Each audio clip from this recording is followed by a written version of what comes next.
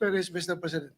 Because if the reason why the Speaker requested for Bryce Hernandez to be detained not in the Senate because for fear of being influenced by anybody or any member of the Senate, alam mo, Mr. President, Colonel Grijaldo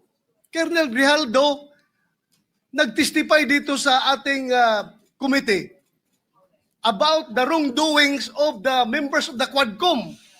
Nagsumbong siya dito, Mr. President.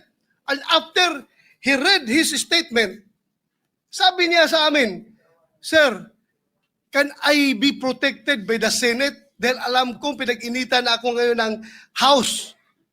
So, I share the information to the committee and even to the leadership of the Senate. But the following day, or the days after, he was required to appear before the Quadcom and he was cited in contempt. Nang siya ay na-contempt, kinulong siya doon. At nang kinulong siya doon, look what happened. Binubombard siya doon, pinupuntahan siya doon at sinasabihan na huwag yung gusto namin na mangyari, gawin mo na para makalabas ka na dito sa kulungan. Hindi nag-give in si Colonel Grijaldo. Kinulong siya hanggang natapos ang 19th Congress. So, Mr. President, sila ay takot sa kanilang ginagawa mismo. Hindi po yan gagawain ng Senado na mag-impluensya ng resource person.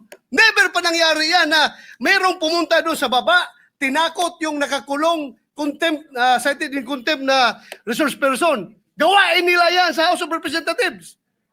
Ginawa nila kay Colonel Grijaldo. Kaya huwag tayong basta-basta bumigay sa kanila dahil we should be independent from them, Mr. President. Hindi natin sila dapat sundin kung anong kagustuhan nila. We have to stand on our own.